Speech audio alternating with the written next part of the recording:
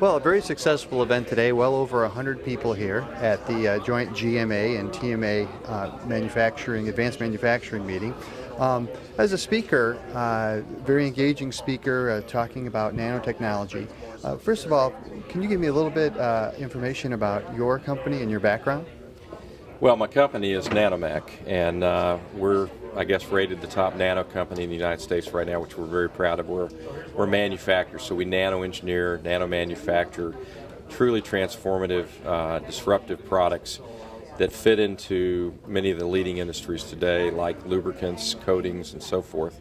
My background's mostly in the digital side, involved in the invention and deployment initially of instant messaging, broadband in terms of the cable modem, things like that.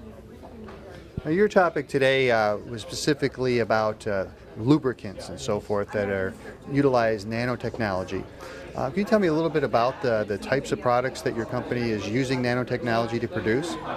Yeah, on the lubricant side, what we've done is we've created a nano-engineered super additive that can be basically added to any existing product, whether it's down to a oil or a grease, and when we put that additive in, it acts almost like a steroid. So depending on what you want to do, if you want to reduce friction, we can reduce the coefficient of friction down to near zero. We can increase the load characteristic capabilities under extreme pressure. We can make products basically last forever almost, and to that extent the world runs on machines run on lubricants, so it's a huge part of industry, and it's one that we address very, very well with nanotechnology. I believe you said your company has been involved in this for about 13 years or so. How have you seen the industry change and be impacted by nanotechnology, and how have you seen the impressions of that buzzword of nanotechnology develop over those 13 years? Well, nanotechnology has come a long way from being a buzzword to the extent that today, years later, there's the apparatus that exists and instrumentation that exists that allows us to actually not only nano-engineer but nano-manufacture. Nano 10 years ago was a science fair at the end of the day, and you could see proof of concepts that were very exciting. Today, though, it's in the mainstream, it's pervasive. All the major companies are either using it or moving to it in terms of a solution for a variety of different type of manufacturing strategies, scenarios. It's literally a moon race right now between mostly China, the U.S., Russia, a few others, in terms of commercializing nanotechnology.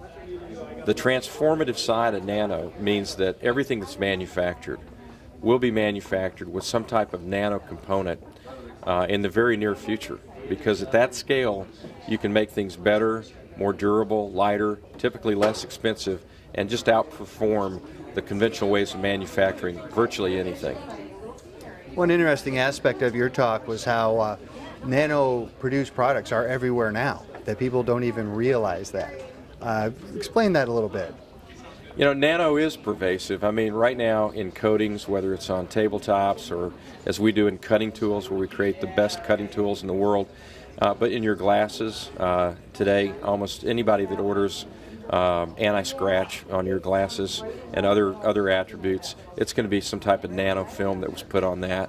Your clothes, the textiles are all becoming nano-treated to avoid stains, things like being able to breathe easier, fabrics that won't stretch, won't wear quite as much as they do today.